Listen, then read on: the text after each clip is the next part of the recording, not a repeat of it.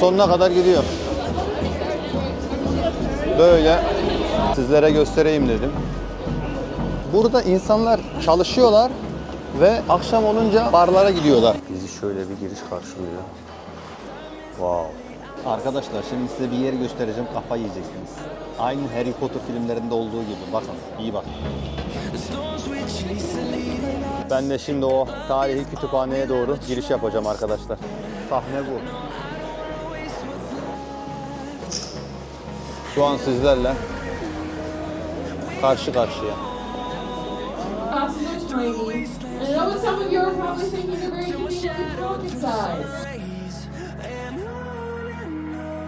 Arkadaşlar herkese Birmingham'dan günaydınlar. Şimdi bir şey duymuştum. İngiltere'ye gelip burada vizesi olan Türk vatandaşları İrlanda'ya gidebiliyor dediler vizesiz. Normalde Schengen vizeniz olsa bile Dublin'e gidemiyorsunuz. Çünkü orası spesifik bir vize istiyormuş. Benim yanımda bir arkadaşım vardı. Onun Schengen vizesi vardı. Onu almadılar. O mecbur kaldı. Ben de işte gidip bir tur atıp geleceğim. Ama olur da düşünürseniz, gelmek isterseniz bu videoyu mutlaka izleyin. Bakalım ben gidebilecek miyim, gidemeyecek miyim? Şu an uçağa binme sırasındayım. İnince pasaport kontrolünden geçebilecek miyim bilmiyorum. Normalde İngiltere vizem var sadece. İngiltere vizesiyle bakalım İrlanda'ya, güneye girmeye çalışacağım. Bakalım nasıl olacak. Neyse, orada kaldığımız yerden devam ederiz. Tabii geçebiliriz. Geçemezsek de geliriz, tekrar takılırız. Abi şansıma hava çok iyi ya. Dün çok kötüymüş. Biraz önce bir arkadaş resmimi çekti. Bana şey diyor, İngilizlerden bahsetme diyor burada diyor. Acayip diyor, nefret ediyorlar diyor. Durduk yere diyor, problem yaşama istersen diyor. Ben de tamam dedim ya, sıkıntı yok. Bahsetmeyiz dedim. Burada karşıdan karşıya ışık yanınca geçtiler. İngiltere'de öyle bir şey yok. İngiltere'de insanlar direkt karşıdan karşıya geçiyor abi. Aracı görmedikleri zaman buraya bir giriş yapalım. Bizi neler karşılayacak?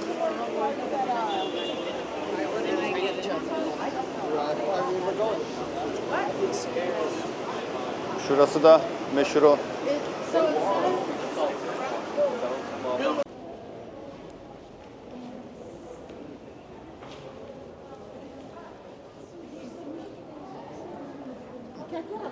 Tam da bir restorasyon varmış.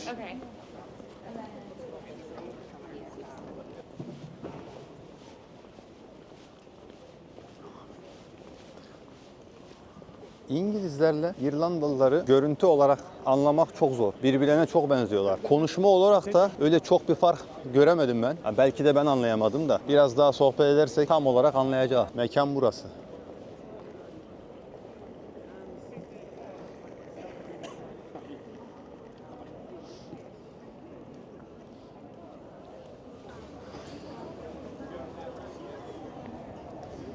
Güzel havayı bulunca insanlar direkt kendilerini yerlere atıyorlar. Bu İngiltere ve bu İrlanda'da da fark ettim. Her yere çim yapıyorlar.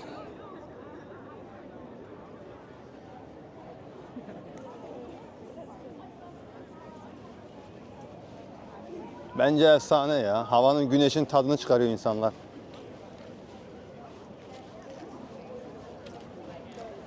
Dünyanın her yerinden insanlar geliyor. Baksanıza orada yine kalabalıklar. Ortam çok iyi. Ben de şimdi o tarihi kütüphaneye doğru giriş yapacağım arkadaşlar. Rezervasyonumu yaptım. Şurada QR kodu okutarak 25 euro karşılığında rezervasyonunuzu yapıyorsunuz. Ondan sonra size orada vakit veriyor. Bana bir saat sonraya verdi. Bir saat sonra gelip işte şu insanların girmiş olduğu yerden gireceğim. Burası tam bir merkezi bir yer Dublin'in. Bu içeride sergilenen kitap, bahsetmiş oldukları kitap İrlanda'nın yani en ünlü ve en önemli el yazması eserlerinden bir tanesi olduğunu söylüyorlar. Böyle Hristiyanlıkla alakalı bilgiler olduğu söyleniyor. İşte Yuhanna dili, Matta, Markos, Luka yazılı metinler içeriyormuş. Bayağı ünlü, bayağı popüler. Ben de gelmişken görmek istedim. Bu Trinity College dediğimiz yer bir üniversite. Burada gelen giden insanların çoğu üniversite öğrencisi. Burada da böyle bir kule var ama burada gördüğünüz gibi tamiratlar devam ediyor. Yine heykelimiz var. Burada 2 tane dil var. Birisi tahmin edebileceğiniz gibi İngilizce, diğeri ise ana dilleri olan İrlandaca. Tabelaların falan olmuş olduğu her yerde 2 dil görebiliyorsunuz. Bunun bir tanesi İngilizce, bir tanesi İrlandaca. Bu şimdi gelmiş olduğum yerde de yemek yiyeceğim. Bir bakalım içeride ne var ne yok. Arkadaşlar şimdi içeri girdim. Burada fiyatları yazıyor.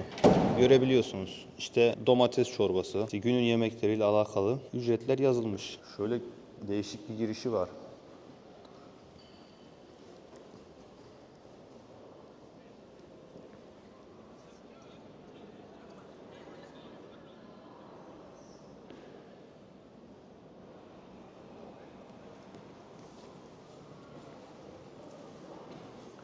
Bizi şöyle bir giriş karşılıyor.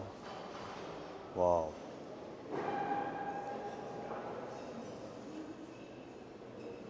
Abi mekan çok iyiymiş ya.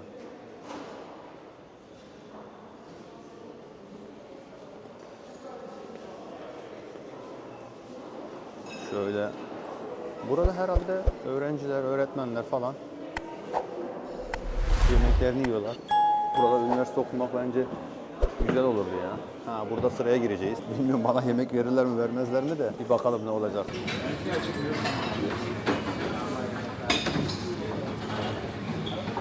Arkadaşlar şimdi size bir yer göstereceğim, kafayı yiyeceksiniz. Aynı Harry Potter filmlerinde olduğu gibi. Bakın, iyi bak. Böyle bir yemekhane yapmışlar. Üniversite öğrencileri için. Buraya gelip öğrenciler, öğretmenler yemeklerini yiyorlar. Ben de şöyle bir menü aldım. Tavuk aldım.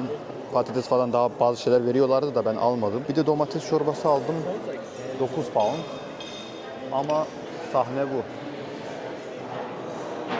Abi kafayı yemeye el değil ya. Düşünsenize burada üniversite öğrencisiniz.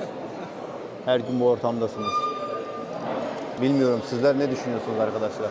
Alıyorlar yemeklerini çimlerin üzerinde. Kimisi alıyor dersini çalışıyor. Havanın tadını çıkarıyorlar. Oo. Burası efsaneymiş. Birkaç tane resim aldım. Bu arada İrlanda'nın plakaları da biraz değişik arkadaşlar. Şöyle görüyorsunuz. Diğer Avrupa ülkelerindeki gibi değil. Yani çok bir fark yok da. Şöyle halı saha maçı yapan öğrenciler. Böyle güzel bir bina gördüm. Sizlere de göstereyim dedim.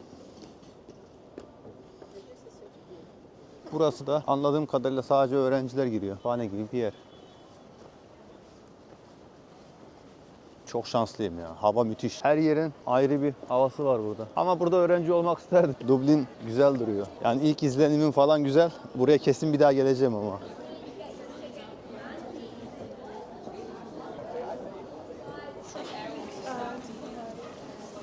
Benim giriş vakti yaklaşıyor. Ben yavaş yavaş o tarafa doğru gideyim.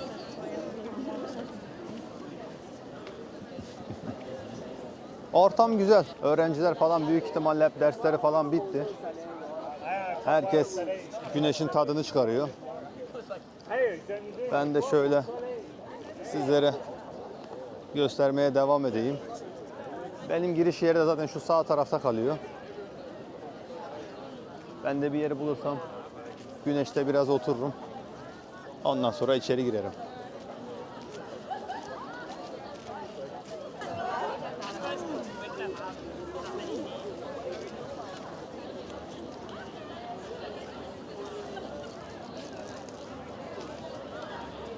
Büyük ihtimalle çıkış vaktine denk geldim. Kış vakti olduğu için bayağı kalabalık, bu kadar kalabalık değildi. Şöyle bir dönüp de göstereyim.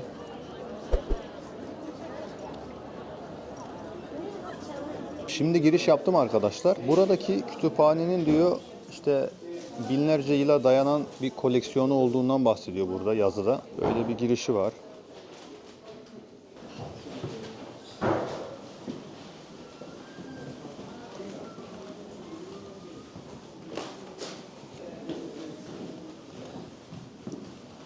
Yani 1000 yıllık, 1000 yıllık.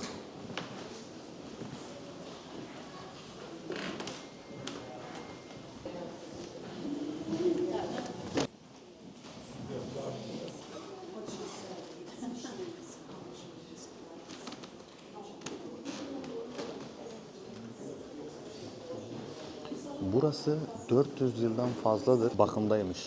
400 yıldan fazladır korumaya çalışıyorlar. Burası yangına, toza karşı kitapları sürekli böyle bir bakım içerisine alıyorlar. Bir şey olmasın diye. 200 binden fazla kitabı kaldırmışlar. Çünkü sıkıntılarla karşı karşıya oldukları için.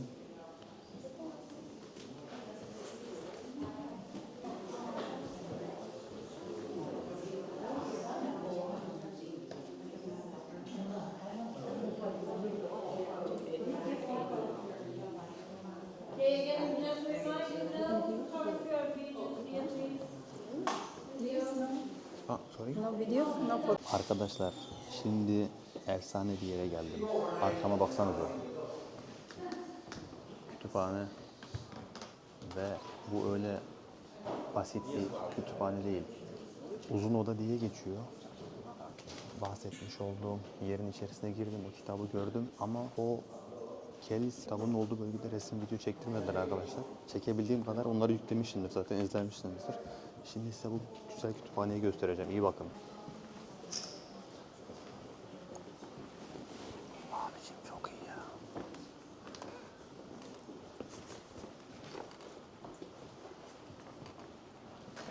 İşte Sokrates. Şurada Shakespeare var.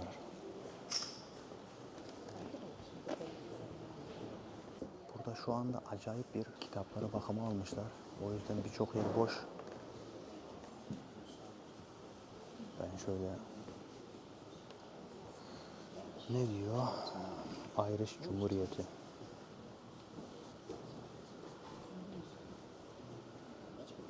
Şöyle bakım çalışmalarını gösteriyorlar.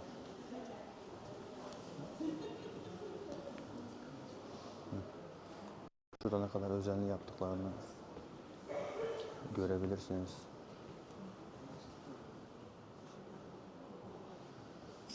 Buraya İngilizce long room diyorlar.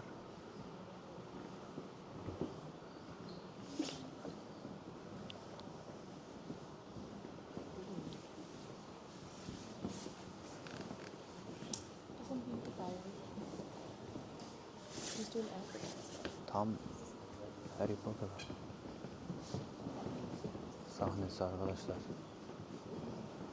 Şurada güzel bir dönen dünya maketi yapmışlar. Sorry. Oh, sorry.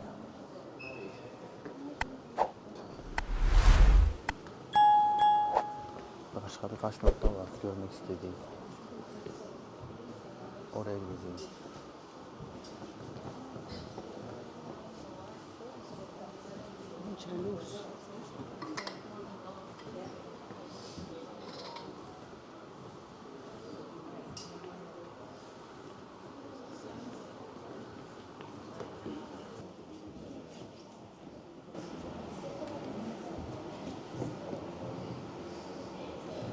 Arkadaşlar Dublin'de bir olay var. Çok şaşırdım. Otobüs için bilet alacağım ama soruyorum yok. Beni böyle bir merkezi bir yere gönderiyorlar. Gidip orada alacağım. 15-20 dakika yürümem lazım. Değişik. Anlamadım. Bir bilet almak otobüs için bu kadar zor olmasa gerekti ya. Şansa bak. Bilmiyorum nasıl yapacağız da. Hayırlısı. Burada da şöyle bir güzel mekana denk geldik. Böyle bol bol bayraklarla süslemişler. O meşhur Irish barlar bunlar işte arkadaşlar. Guinness'in merkezi bunlar.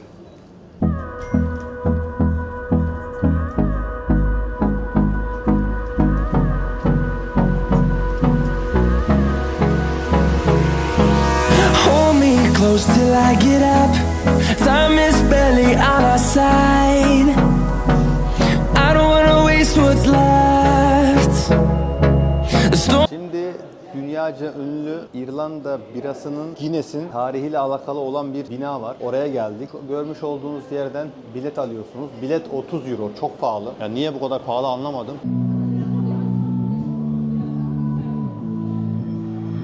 Somehow I woke up out in Beverly. Başlayalım bakalım. Nelerle karşılaşacağız. Yeah, the girls impolite in the club every night. That's how it. Buğdayları görüyorsunuz arkadaşlar. Sevgiyle büyütüyorlarmış. 1759'da arkadaşlar. Öyle bir tarihten belli devam ediyor. Ve suları da Wicklow dağlarından geliyormuş. Abi süper bir şov ya resmen.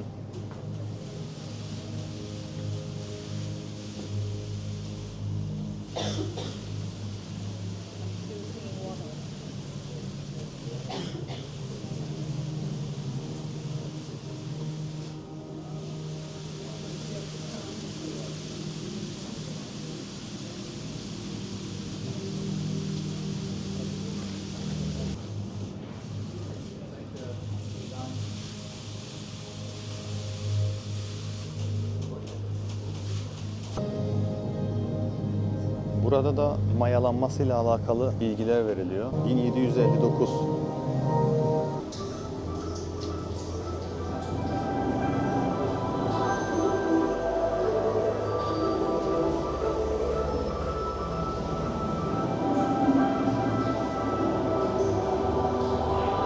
Ve 1903 yılından beri aynı mayayı kullanıyorlarmış. Burada haşlanma sürecinden bahsediyor, sıcaklıklarından bahsediyor.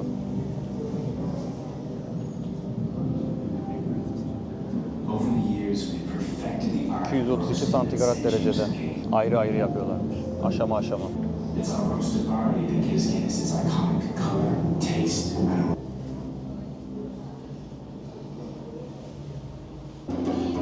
Her yıl 21 bin tondan fazla arpa kavruluyormuş burada.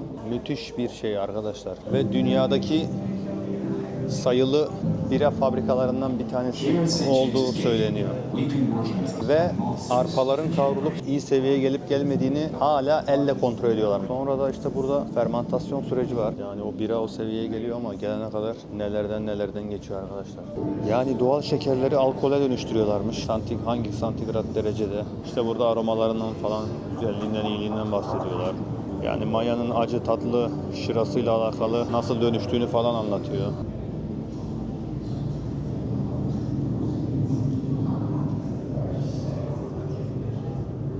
Abi çok iyi yapmışlar ya.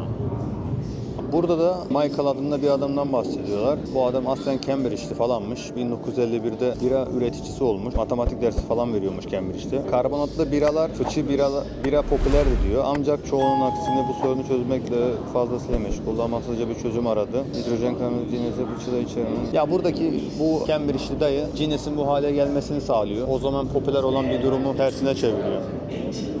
Başka bir şekilde. Her gün saat 10'da kalitesini kontrol ediyorlarmış. Burada da işte çiğinden, kokusundan, işte el yapımı fıçılardan bahsediyorlar. Bence müthiş.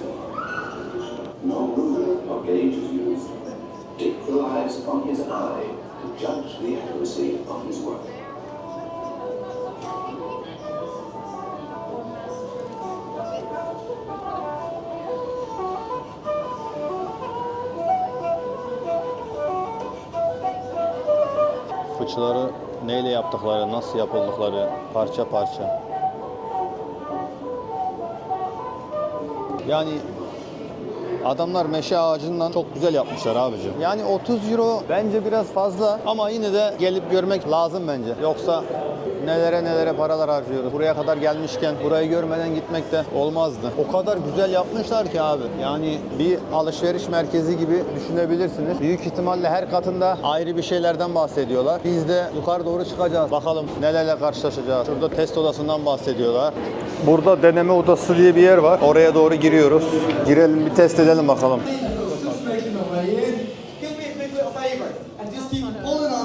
Şuradan kusunu falan.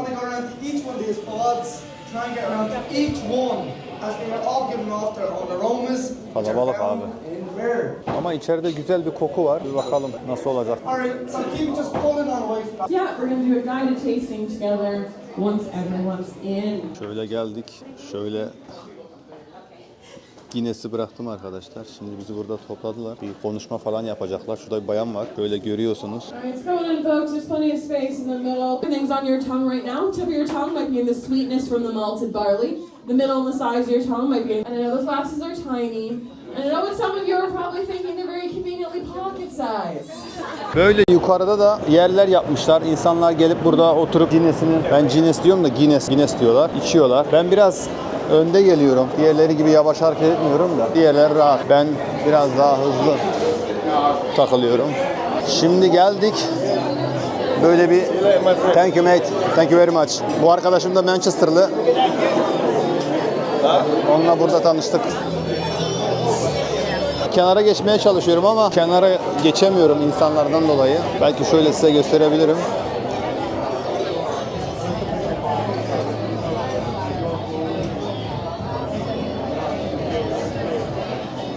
Abi şansım, hava bugün çok güzel ya. Efsane bir hava var. Normalde sanmıyorum burada bu kadar güzel hava olsun.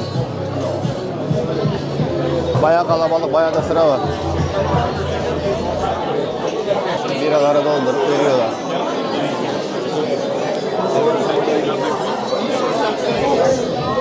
Şimdi Guinness Storehouse'dan ayrılıyoruz. Şöyle arkamda görüyorsun. Güzel bir yer yapmışlar. Bence gelince uğrayın. Parası biraz tartışılır ama ona da yapacak bir şey yok yani. 30 euro da az değil yani. Ama İrlanda, Dublin, hani öyle bir Londra ya da İstanbul gibi bir şey beklemeyin. Tamam, çok güzel yerleri var ama hani böyle İstanbul değil yani arkadaşlar. Onu söyleyeyim yani.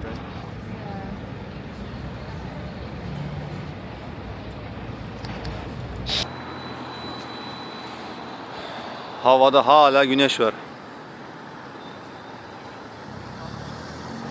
Şimdi Temple Bar'a doğru gidiyorum arkadaşlar. Yine insanlar kırmızıda geçtiler. Ben de bakıyorum. Onlar geçiyorlarsa ben de geçiyorum. Lokalleri takip edecek her zaman için. Burada şunu fark ettim. İnsanların çoğu İrlandalı ve İngiltere'deki gibi, o ne lan, köpek hayvan gibi bak abicim, o ablayı parçalar o kadını ya. O kadının gücü yetmez o köpeğe ya. Neyse. Burada esmer insanlardan çok yok. Pakistanlı, Hindistanlı, Nepalli, Bangladeşli insan sayısı çok az İngiltere'ye göre. Burada onu fark ettim. Burada lokal sayısı diğer milletlere göre çok.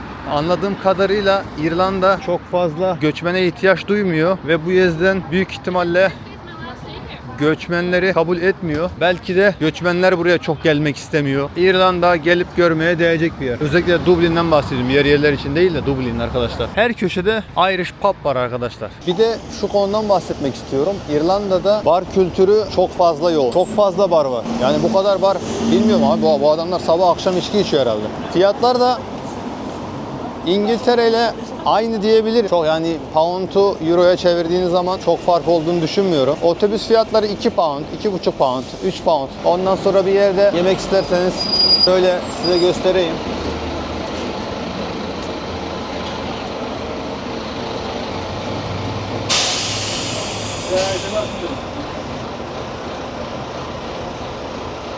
İrlanda bayrağının yanında Avrupa bayrağı alması tamam, bir şey demiyorum da genelde Amerikan bayrağı da oluyor. Şurada yok ama genelde var. Size göstereceğim ya da diğer videolarda şu ana kadar izlemiş olduğunuz yerlerin içerisinde görmüşsünüzdür. Genelde Amerikan bayrakları da içinde oluyor ve Avrupalı sayısı burada daha çok.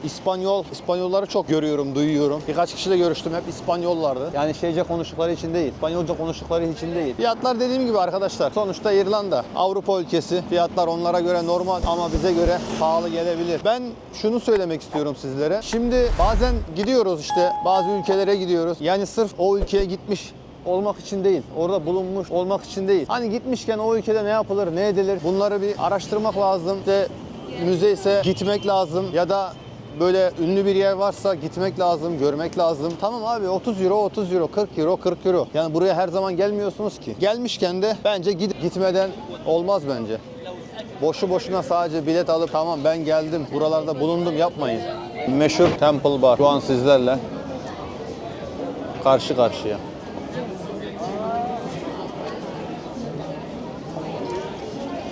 Bir bakalım içeri girebiliyor muyuz kamerayla?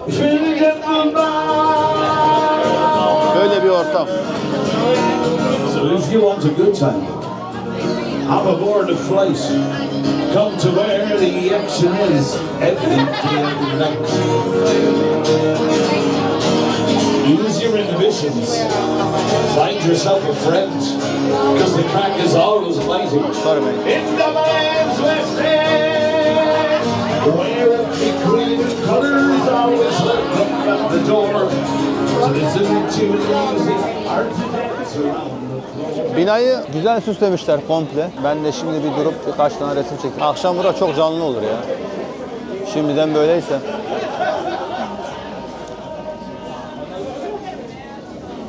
Arkadaşlar şimdi bir şeyleri atıştırdım. Pizza, ufak tefek şeyler. Şimdi burada böyle güzel hediyelikler var. Magnetler falan. Şöyle bir tişört 10. Şöyle şeyler var 30. Aslında fena da değil fiyatlar ya. Güzel hatıra diye alınabilir. 3 tanesi 12 pound magnetlerin. Şöyle tişörtler var. 15 euro. Pound'a alışmışım şeyden, İngiltere'den. Şöyle doğru gidelim. İrlanda'da şöyle bir durum varmış.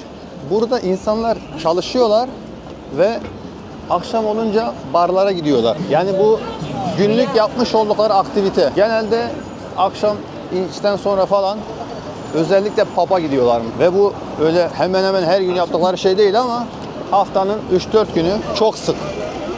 Tabii bunu bana da burada bulunan bazı lokaller söyledi. Şeye bakıyorum.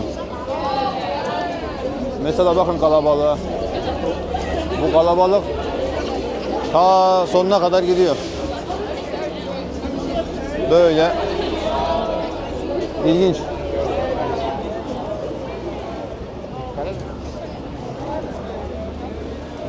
İnsanlar eğlenmeye başlıyorlar. Bir de bugün günlerden pazartesi. Yani pazartesi günü kalabalığı siz kendiniz gördünüz. Ben yanlış gidiyorum. Benim böyle gitmem lazımmış. Şimdi fark ettim.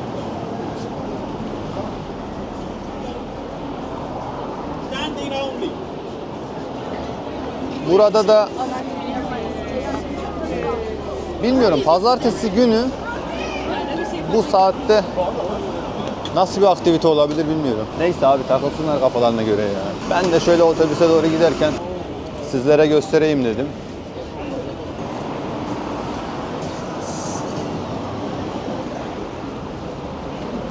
Şu 2 katlı otobüsleri, köprüler falan böyle yüksek olmasa da Türkiye'de getirebilirlerdi aslında ama abicim her ara sokakta aynı bizim o İstanbul Taksim tarafındaki gibi barlar falan var ama buradakiler tabii çok daha kaliteli. Bizim oradakiler gibi değil. Adamların bizden ne kadar gelişmiş olduğu belli. Burada birçok insan var. Hep iltica etmeye çalışıyorlar. İşte buralarda kalmaya, yaşamaya çalışıyorlar. Niye? Boşuna mı? Bir düzen var. İnsanlar bu düzenin içerisine girmeye çalışıyor. Sistemin içerisine girmeye çalışıyor. İrlanda bence fena bir yer değil arkadaşlar. Ben şey olayını çok sevdim. Çok karışık değil. Hintli, Pakistanlı vesaire onlardan az var. Diğer tarafta çok var. Özellikle İngiltere'den bahsediyorum. Orası bildiğiniz sanki İngilizler gitmişler de ülkelerini terk etmişler de diğer Hindistanlılara, Pakistanlılara falan bırakmışlar gibi. Şu Carols dedikleri yerler de her yerde var. Hediyelik ama hediyelikler öyle fena değil yani kalite olarak. Fiyat olarak da fena değil. Adamlar 3 tane magnete 12 pound para istiyorlar anasını satayım. Az değil yani. Neyse benim otobüs yerine geliyor muyum? Dur bakayım. Daha var. Mesela aktivite orada başlamış arkadaşlar. Müzikler, danslar. Şu bisiklet yolları olayı falan çok güzel ya. İngiltere'de de çok var. Işıkları var. Bank of Ireland. İrlanda Bankası. Şöyle biraz daha gideceğim. Sonra döneceğim. Burada metro olayını göremedim arkadaşlar. Var mı yok mu onu da bilmiyorum bu arada. Hiç öyle underground ne bileyim böyle bir metro işareti hiç görmedim. Varsa da ben bilmiyorum. Burada olan arkadaşlar, bilen arkadaşlar da varsa yazabilirler. Burası da böyle bir kumarhane arkadaşlar. İngiltere'de de var. İşte patlıcanlar, muzlar, elmalar, çilekler seven arkadaşlar vardır. Arkadaşlar ben şimdi size sürekli kanalıma abone olun, yorum yapın, destek verin, beğenin demiyorum. Ama videolar da hoşunuza gidiyorsa lütfen anlatın. Yani bir beğeni de olsa beğen tuşuna eliniz gitsin. Biz de burada yani hiçbir şey çekmeden gezmesini de biliyoruz ama yine de hani gelmişken sizlere gösterelim dedik. Sizden ricam yani beğenirseniz, yorum yaparsanız memnun olurum. Eksik kaldığımız yönler vardır. Onları inkar etmiyorum. Her şeyi dört dörtlük yapamıyorum. Sizden ricam destek olursanız sevinirim. İstemiş olduğunuz bir şeyler de varsa mutlaka söyleyin arkadaşlar. Siz yazın ki biz bilelim. Yanlışlarımızı da bilelim. Eleştiriye de açığız. Hadi Allah'a emanet olun. Kendinize iyi bakın. Arkadaşlar bahsetmek istediğim bir konu daha var. İngiltere'den İrlanda'ya giderken oraya vizeniz olmadığı için gidip ekstra bir check-in yapmanız lazım. Zaten gittiğiniz zaman soracaksınız. Mesela burada vize check diye bir yer var bilet almadan önce. Hemen şu tam arkamda. Evet vize check. Ondan sonra gidiyorsunuz. Sizin bütün dokümanlarınızı kontrol ediyorlar. Sıkıntı var mı yok mu? Ondan sonra gelebiliyorsunuz.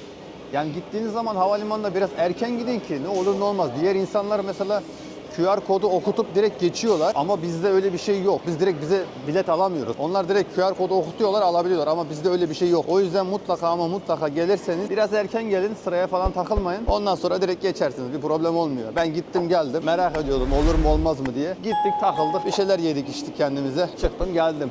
Şimdi tekrardan İngiltere'ye döneceğim. Birmingham'a. Ondan sonra da Verenli İstanbul. Hadi görüşmek üzere.